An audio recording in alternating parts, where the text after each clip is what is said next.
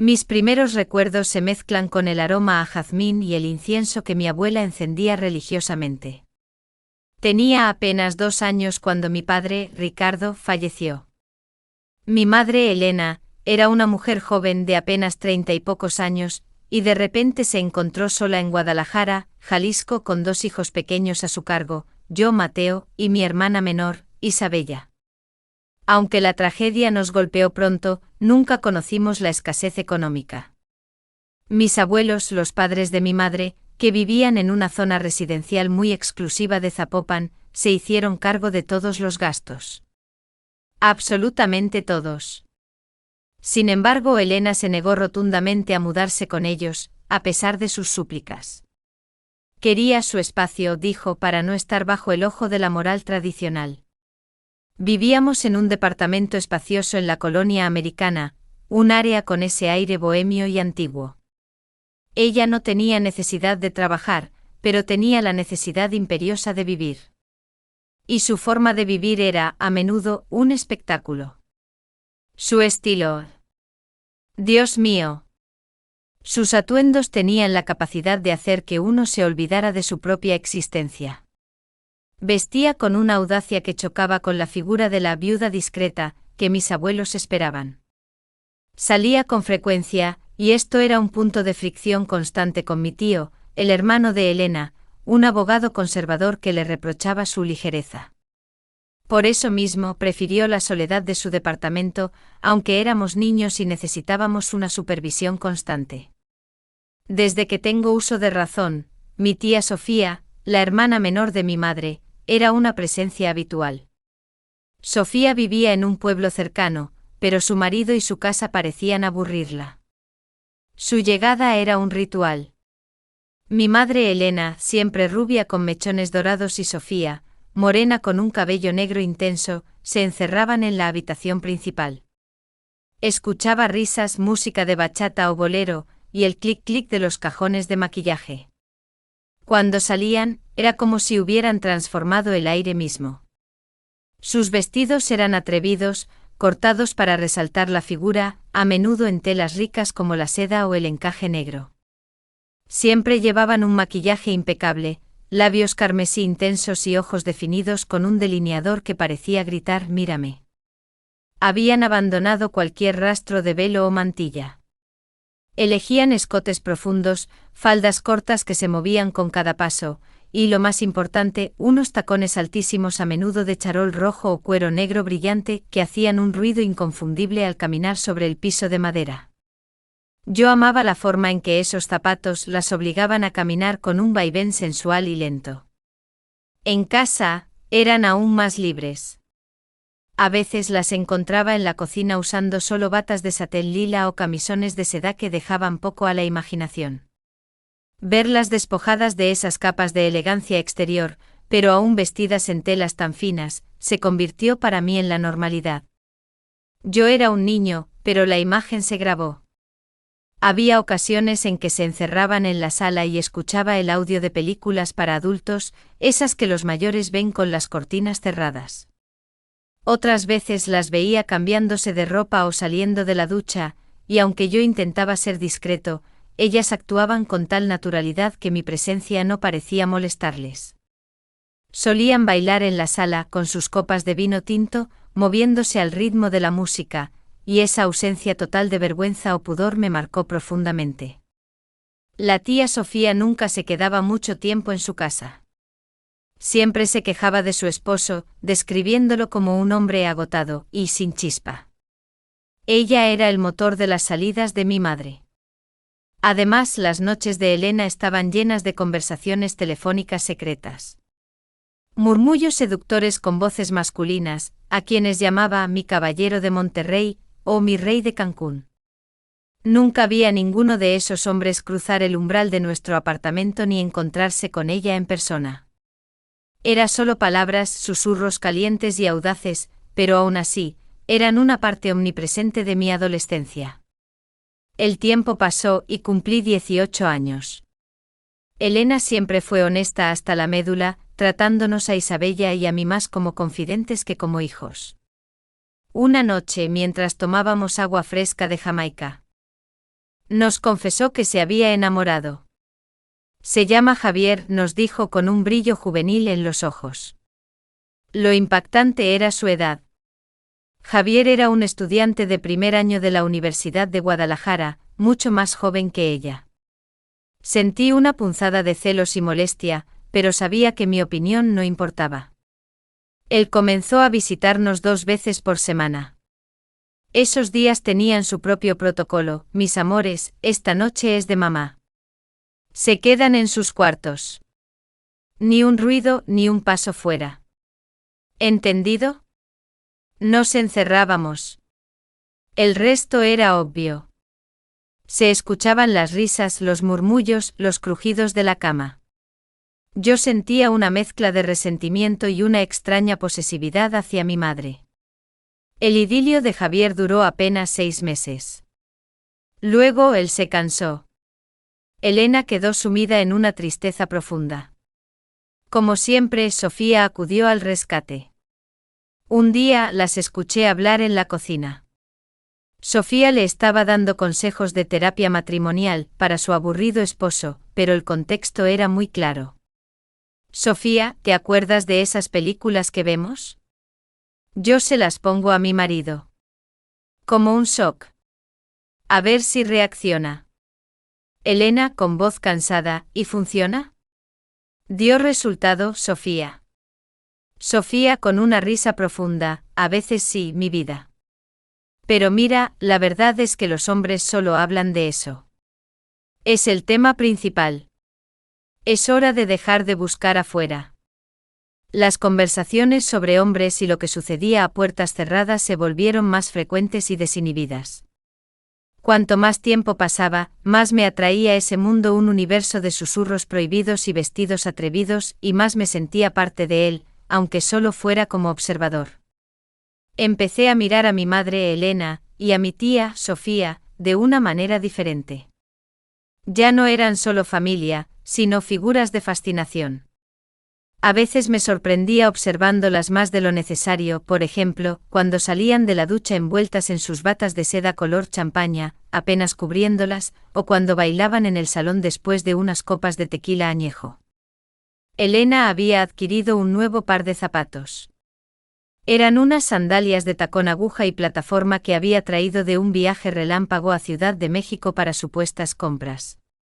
Estaban hechas de un cuero exótico, brillante y con textura de reptil en un tono café muy oscuro. Eran tan altas que apenas podía mantener el equilibrio, pero ella decía que le daban poderío. Cuando se las ponía, caminaba por el departamento con una arrogancia estudiada, y yo no podía despegar mis ojos de ellas. Ese crujido sutil del cuero al flexionarse, la forma en que la obligaban a dar pasos cortos y un balanceo específico al cuerpo, despertaron en mis sentimientos nuevos y extraños, una especie de fascinación fetichista por el poder del calzado. Un día, mientras ellas estaban enfrascadas en algo en la cocina, pasé junto a la sala de estar. Noté que la puerta estaba entreabierta. Dentro Elena y Sofía estaban hablando, pero esta vez sobre mí y Mateo. Escuché a Sofía, su voz baja y cautelosa. Mateo ya creció, ¿verdad? Se está poniendo muy atractivo. Mi corazón se aceleró como un tambor de banda.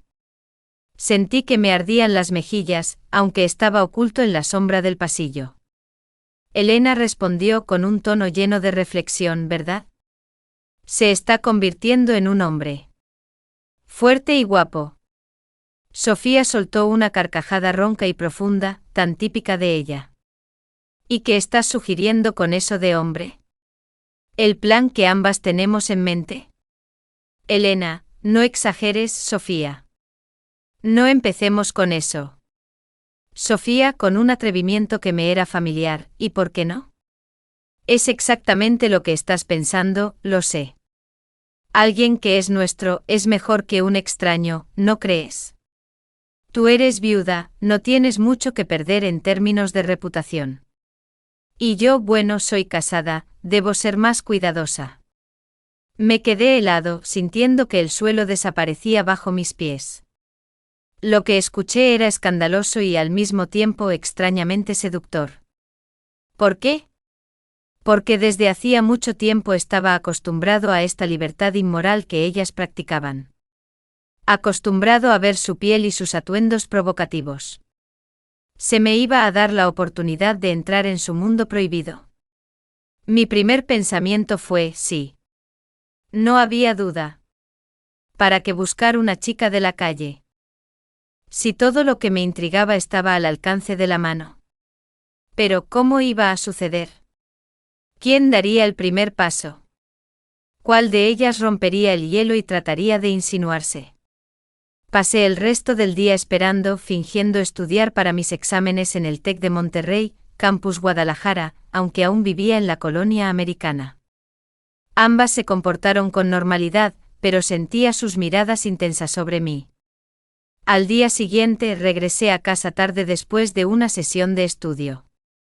Deberían haber estado durmiendo, pero al cruzar la puerta, me encontré con Sofía.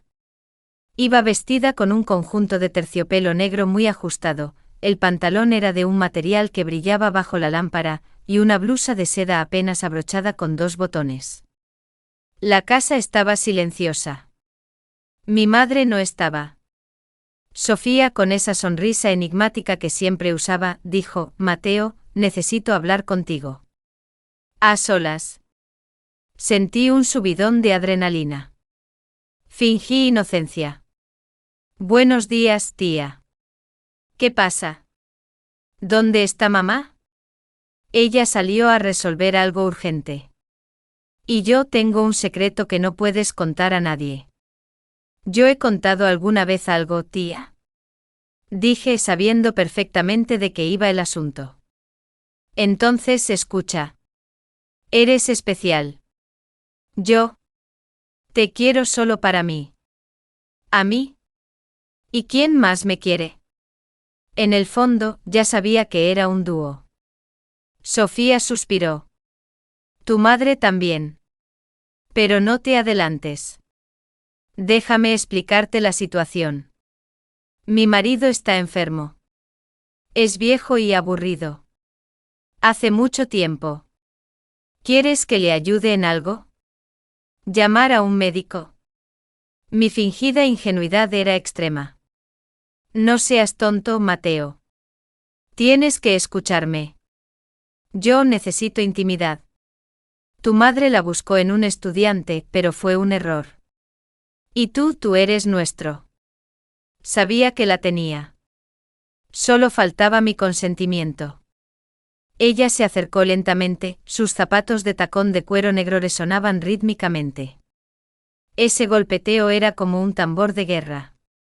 Yo estaba listo. Entonces, ¿quieres decirlo directamente? Pregunté casi susurrando. Eres adulto y sabes de qué se trata. ¿No sería mejor que esto sucediera entre nosotros? ¿Entre la familia que lo sabe todo? Es mejor que arriesgarnos con algún extraño de afuera que podría exponer nuestro secreto en toda Guadalajara. ¿Qué piensas? Sé bueno con nosotras. Sentí la sangre palpitar en mis sienes. Era una locura, pero era la locura que había estado esperando toda mi vida. ¿Y de dónde sacas que yo aceptaría? Esto es una locura. Fingí estar consternado, aunque ya calculaba mi ganancia. No es una locura. Es sensato. No queremos que nos avergüencen y no queremos chismes. Y francamente yo estaba esperando este momento. Acepté aunque sentí que ya estaba condicionado. Ellas me criaron así. Yo acepto. Pero solo porque ustedes me enseñaron esto. Desde que era niño. Y en el fondo sabía que era mentira. Acepté porque lo deseaba. Mi aceptación marcó el comienzo de una tensión silenciosa que era mucho más intensa que cualquier conversación. Después de que le di mi sí a Sofía, ella solo me sonrió con esa mirada suya llena de astucia. Sabía que eras un chico sensato, Mateo. Al día siguiente Elena regresó y actuó como si nada hubiera pasado, pero sentí que su mirada sobre mí se había vuelto más profunda, más escudriñadora.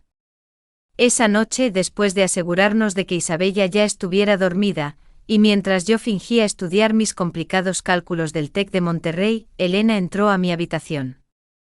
Llevaba puesto un camisón largo de satén en un color morado ciruela profundo. La tela era tan ligera que parecía flotar con cada movimiento, y los tirantes finos resaltaban la delicadeza de sus hombros. Se sentó con cuidado en el borde de mi cama. Mateo comenzó en un susurro, hablé con Sofía. Lo sé todo. Y estoy sorprendida por tu madurez. Ustedes me enseñaron esto, mamá, respondí, esforzándome por mantener la voz firme. Elena suspiró, su mirada recorrió mi habitación y luego se detuvo en mí. Entonces necesitamos establecer las reglas del juego. Durante la siguiente media hora, mi madre y luego Sofía, que se unió a nosotras, esta vez vestida con una bata corta de terciopelo y sus infaltables pantuflas de cuero negro con un tacón cuadrado. Me explicaron los términos. Discreción absoluta, nadie podía saberlo. Especialmente Isabella y los abuelos de Zapopan. Esta era su salvaguarda contra el escándalo social. 2. El horario sagrado. Los encuentros se llevarían a cabo cuando Sofía estuviera en Guadalajara, lo cual era frecuente bajo el pretexto de visitar a su hermana enferma. Serían los martes y jueves. 3. Orden y lugar. Inicialmente mi madre insistió en que fuera en su habitación. Sin embargo, Sofía argumentó que para ser justas, Mateo debe tener una opción. Finalmente decidieron que la prioridad la tendría la que propusiera el encuentro, y el lugar no importaba. Esto parecía ser una manera de evitar una disputa territorial. 4. Estética y presentación. Siempre debes estar limpio y perfumado, dijo mi madre, acariciando suavemente mi mano. Sofía añadió, y nosotras siempre vamos a lucirnos. Fue un momento fascinante. 2 mujeres elegantes y experimentadas cerrando un contrato con un chico inexperto de 18 años. La sensación de ser deseado y de que ellas, estas 2 mujeres que representaban el epítome de la feminidad atrevida, eran ahora mías, me recorrió como una corriente eléctrica. Era el poder del secreto y la posesión prohibida. El primer encuentro se programó para 3 días después. Yo estaba nervioso pero al mismo tiempo rebosante de las expectativas que se habían acumulado durante años de observación furtiva. El martes designado, regresé de la universidad. Isabella no estaba, mi madre la había enviado al cine con una amiga. La calma reinaba en el departamento, pero en el aire sentía el intenso aroma del perfume de Sofía, una mezcla de ámbar y especias. Ella me esperaba en la sala. Había elegido ese lugar, los sofás de cuero claro, la luz tenue. Llevaba puesto un mono de seda color borgoña que se ceñía a su cuerpo con una fluidez impresionante y en los pies, unas delicadas sandalias de tiras de terciopelo que no hacían ruido. Elena salió. Tenemos un tiempo para nosotras, Mateo, susurró, invitándome con un gesto a sentarme a su lado. Me sentí abrumado por su belleza y su desvergonzada seguridad. Sabía que era el momento que tantas veces había imaginado en esas películas y en esas conversaciones nocturnas. Comenzó recordando. ¿Recuerdas cuando eras niño y me espiabas bailar al ritmo de la música? Siempre me gustó cómo me mirabas. Tenías unos ojos tan curiosos. En ese instante comenzó a deslizar lentamente el cierre de su mono. Lo hizo con calma, deliberadamente y cada centímetro de piel revelada era como una promesa individual. La atmósfera se espesó. Era una coreografía de seducción que ella dominaba. ¿Sabes qué es lo más fascinante de todo esto, Mateo? Su voz era baja y sensual. Que nadie jamás lo sabrá. Este secreto es solo nuestro. Y ahora, tú serás mi calma. Y así, en esa sala en la colonia americana de Guadalajara, bajo la luz tenue y el aroma a ámbar, comenzó nuestro juego prohibido. Fue tan íntimo, tan extraordinario, tan completamente inesperado en la intensidad de las sensaciones, que por un momento olvidé que era mi tía Sofía. Fue la consumación de una fantasía que había visto desde una ventana durante años. Sus zapatos de terciopelo estaban al lado del sofá, y sentí que ese fetichismo que había crecido en mí se hacía por fin real. Después de todo, Sofía miró su reloj, sonrió y subió el cierre de su mono. Martes completo. Ahora a esperar el jueves y a tu madre. Ya verás, Mateo. Tu vida acaba de empezar. La noche del jueves se sentía espesa, como el humo dulce de un buen puro. El encuentro del martes con Sofía había sido una llama intensa y rápida, pero ahora venía el turno de mi madre, Elena. Y mi madre era la maestra del fuego lento y de los gestos estudiados y dilatados. Elena me esperaba en casa. Por fuera Guadalajara parecía tranquila, pero yo sentía la creciente tensión en el aire de nuestro departamento. Esta vez mi madre no envió a Isabella al cine. Tuve que ser aún más cauteloso, lo que irónicamente añadía un escalofrío de excitación a la situación. Encontré a mi madre en el salón. Estaba bebiendo un mezcal y parecía recién salida de una boutique de lujo en Polanco. Su atuendo era la antítesis de la provocación directa de Sofía. Elena había optado por un vestido de tubo color esmeralda, hecho de terciopelo pesado, que le llegaba justo por debajo de la rodilla y se cerraba con una cremallera discreta en la espalda. Como accesorio clave, llevaba puestos unos largos guantes negros de seda que le cubrían hasta el codo. Yo sabía que estos guantes eran uno de sus fetiches, un símbolo de inaccesibilidad y elegancia, una barrera que protegía del contacto directo. Era esa frontera entre el tacto y el material lo que siempre me había fascinado en sus accesorios. Hola, Mateo. Te veo pensativo, dijo con una ligera sonrisa, sin levantar la vista de su copa. ¿Todo bien, mamá? Estudiando diseño industrial. Demasiada belleza y estructura para procesar de una vez, respondí, intentando darle un doble sentido a la frase. Elena levantó la cabeza. Sus ojos tenían el mismo brillo de promesa que había visto en Sofía, pero en ella estaba envuelto en un aura de ternura maternal y misterio profundo. Ven al estudio, tengo que mostrarte algo. Compré un nuevo libro sobre la arquitectura colonial de Puebla, dijo. Entramos al pequeño estudio, donde las luces estaban más bajas que en el salón. Elena, con una gracia acentuada por el terciopelo, se sentó en el sofá de cuero. Me ofreció el lugar a su lado. Abrió el libro, pero obviamente en lugar de admirar las fachadas de Puebla, comenzó a hablar de nosotros.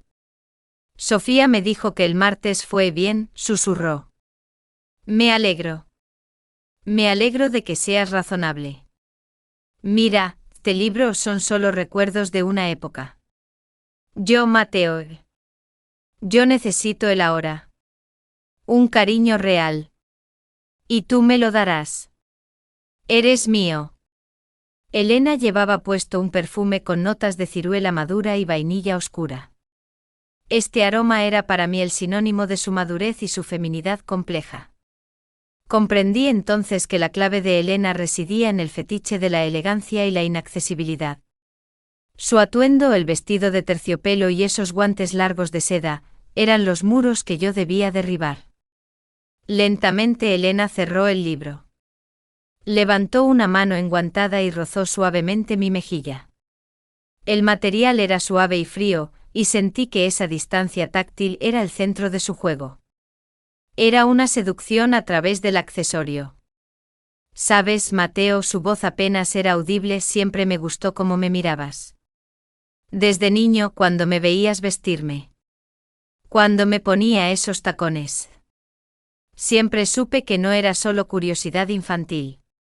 Y entonces, con una ceremonialidad increíble, comenzó a quitarse los guantes. Primero uno, luego el otro. Fue como el descubrimiento de una reliquia. Cada centímetro de su piel desnuda y cálida contra el contraste del terciopelo oscuro me pareció deslumbrante. Finalmente su mano, libre de la protección de la seda, tocó mi cintura. El contacto directo después de todos esos accesorios fue electrizante. Quítate el vestido, susurré, sintiendo que mi corazón golpeaba mis costillas. ¿Y no tienes curiosidad de saber qué hay debajo? Preguntó con una sonrisa que ahora era pícara y calculadora. Era una experiencia totalmente diferente a la de Sofía.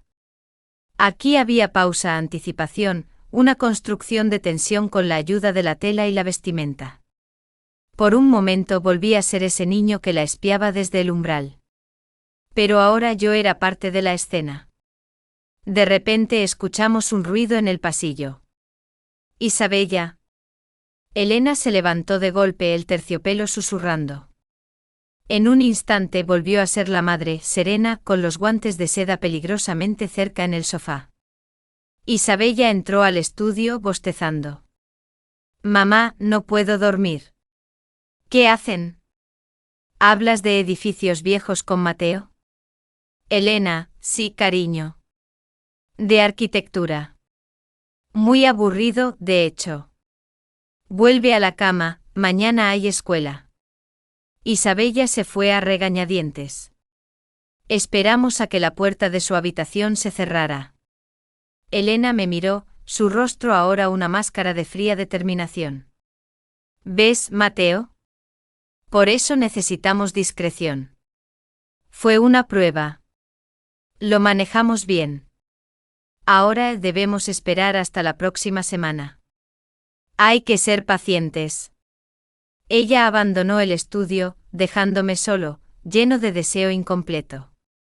Los guantes de seda quedaron a mi lado, y sentí que ese material era un símbolo de lo cerca que estuve, y de lo lejos que estaba de Elena a la vez. Era un juego de gato y ratón, y mi madre y mi tía Sofía eran las maestras indiscutibles. El juego continuó. Durante los meses siguientes mi vida se dividió, el día en el que era Mateo, estudiante del TEC, y la noche en la que era su amante secreto. Los martes le pertenecían a Sofía, quien prefería los encuentros rápidos e intensos y a menudo elegía atuendos con cuero, charol negro o telas brillantes que reflejaban su fetiche por el poder y la dominación. Su intensidad era electrizante y sus botas de caña alta siempre eran un punto focal. Los jueves eran para Elena, con sus sedas, terciopelos y la lenta, sutil seducción. Ella era como una sinfonía compleja, donde cada susurro de la tela tenía un propósito. Al llegar el verano, y aprovechando que Isabella se había ido con los abuelos de Zapopan, Sofía y Elena decidieron llevar nuestro juego fuera de Guadalajara. El objetivo era lograr la máxima seguridad y la máxima libertad. Alquilaron por un fin de semana un pequeño y discreto loft colonial en San Miguel de Allende, Guanajuato, una ciudad conocida por su discreción y belleza arquitectónica, diciendo a todos que era un retiro de bienestar para hermanas. El viaje a San Miguel se sintió como cruzar una frontera hacia la ilegalidad. Sabía que esos 2 días serían el clímax de todo lo que habíamos construido. El loft era pequeño pero exquisito, decorado con un estilo colonial lujoso. En el dormitorio principal, ambas me esperaban. Esta vez habían decidido vestirse de manera idéntica, un nuevo y perverso concepto suyo. Llevaban puestos unos delicados bodysuits de encaje negro y unas largas batas de seda blanca atadas a la cintura. A simple vista parecían 2 ángeles caídos. Bienvenido a nuestro nido, Mateo, dijo Elena, con la voz llena de una sensualidad despreocupada. Hoy no hay reglas. Solo nosotras. Y tú, añadió Sofía, con sus ojos brillando. En San Miguel, sin el miedo a Isabella o a los vecinos de la colonia americana, el ambiente era de liberación total.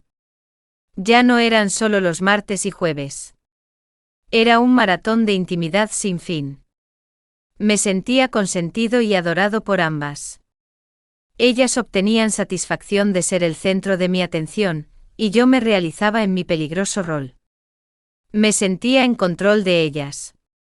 Era el hombre que buscaban, y yo estaba cumpliendo mi destino. Una tarde, mientras Elena fue a preparar unas margaritas, Sofía se puso seria de repente. Señaló hacia Elena, que estaba de espaldas. ¿Sabes, Mateo?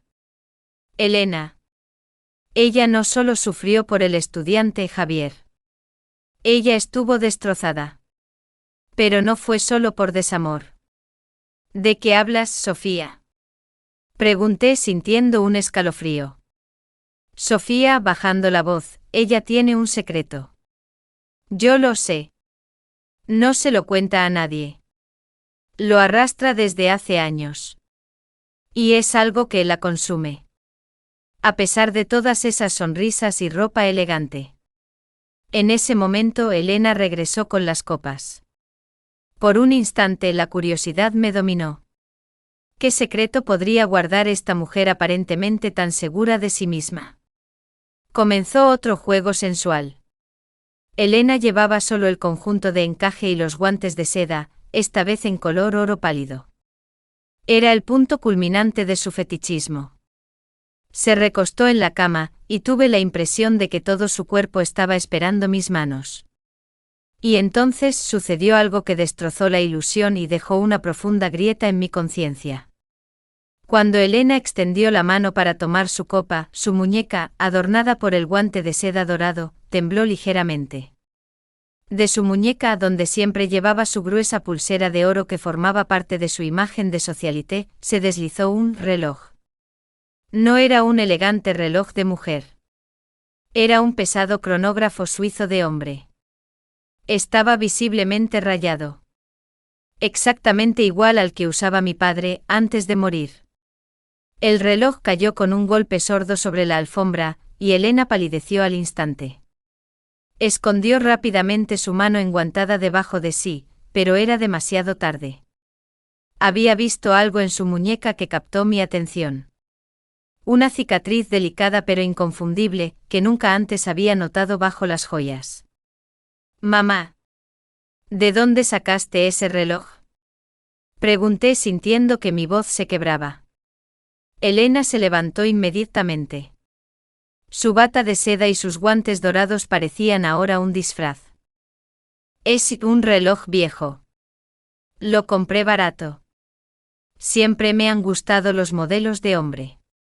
Nada más, Mateo. En sus ojos ya no había deseo. Solo había miedo. Sofía permaneció en silencio mirando el suelo.